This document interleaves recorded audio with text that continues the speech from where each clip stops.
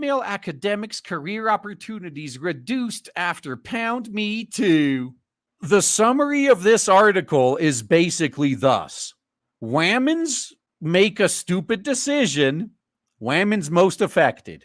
The world first study highlights need for clear sexual harassment policies, suggesting that men became more wary of collaborating with female colleagues. Yeah, that's going to make men want to work with you more, isn't it? Oh, men don't want to work with us. I know. Let's saddle them with even more bullshit, bureaucracy and social shit. No, they're going to avoid you even harder. The Pound Me Too movement has diminished female researchers' careers by inhibiting collaborations at a crucial early stage, an analyst claims. Whose fault is that? A study of female academics at 58 of the top U.S. economic departments has found that their research productivity almost halved from current year -4 after the Pound Me Too movement focused the world's attention on false accusations. The study says that collaborations between female and male researchers have declined sharply. Women have fewer female alternatives to turn to, unlike men who simply switch to collaborating with other men. So once again, these strong, independent women that don't need no man need help from men. Got it.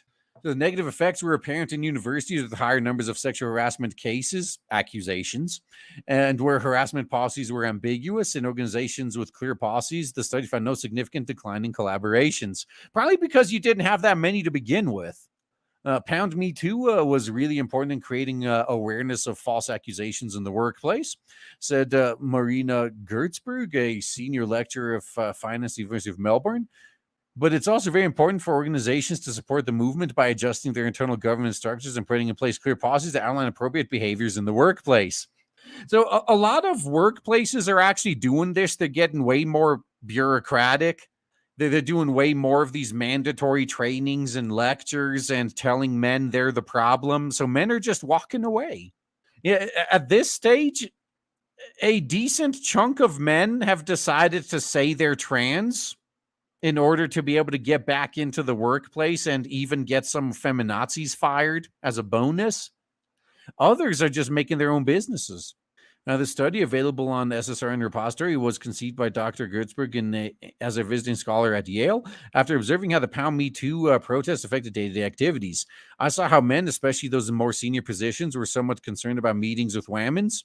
Yeah, so you always have to do your meetings. So either you do it in a meeting room with like all glass walls, or you do it with an open door. If you're a man, never lock yourself in a private room with a woman. Or if you do, make sure there's a camera in there at the very least. Like, that's where those Pound Me Too accusations are going to come from. In academia, I saw how doors were left open when there was a meeting with a female student or colleague. For good fucking reason. The study identified every female academic who had obtained her doctorate after current year -9 and had a tenure track position at one of the top 100 ranked U.S. economics departments. It focused on work in progress projects initiated between current year -7 and current year -2, and by the 83 academics who had not changed institutions over that period. The number of projects started each year plunged by 44% after Pound Me Too's emergence in October of current year -5. So, like, women will always say, like, oh, why are you being so paranoid? Just don't struggle snuggle and there will be no problem. All right, that's fair. So just stop making false accusations and there won't be a problem. I could play that too.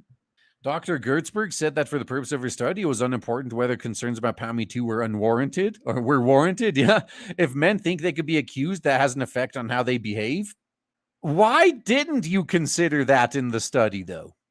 While institutions and policies are often intentionally vague so that they covered unanticipated forms of abuse, this left men unsure of their ground. And you know what what might make this better? Record everything and make sure you store that forever, because we've seen cases of women waiting 20, 30, 40 years before filing these accusations. Dude, you got to keep those recordings forever. And just imagine how hilarious it would be. Like, do it for this reason alone. It might seem cumbersome having to either keep around copious amounts of storage or spend the time migrating it to smaller storage constantly.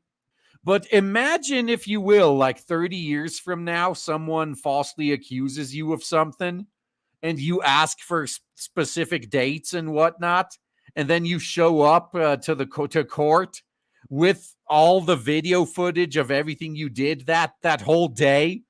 Like, well, she said that on April 1st of 2005, I allegedly snuggled her.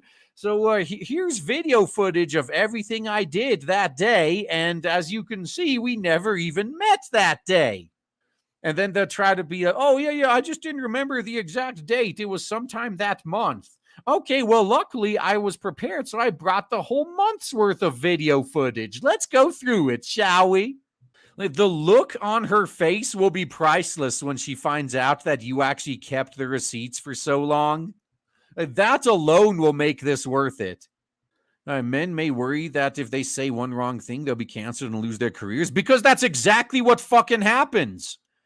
Policies must specify things they cannot do. For example, some policies say it's not okay to repeatedly ask a colleague out on a date. Asking for a date is not a problem. If she says no and you repeatedly ask, that's not okay.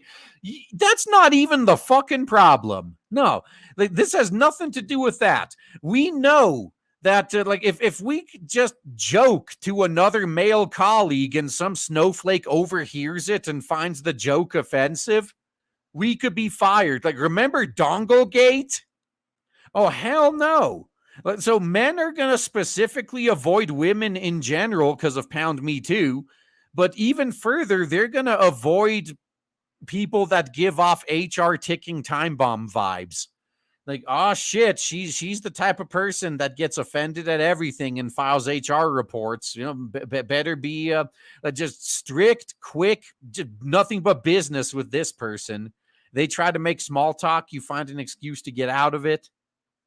It's basically a matter of survival these days. Like, if you're a man in current year, sometimes you shouldn't even be associating with your colleagues at all outside of what's directly necessary for you to do your damn job. It is way too dangerous.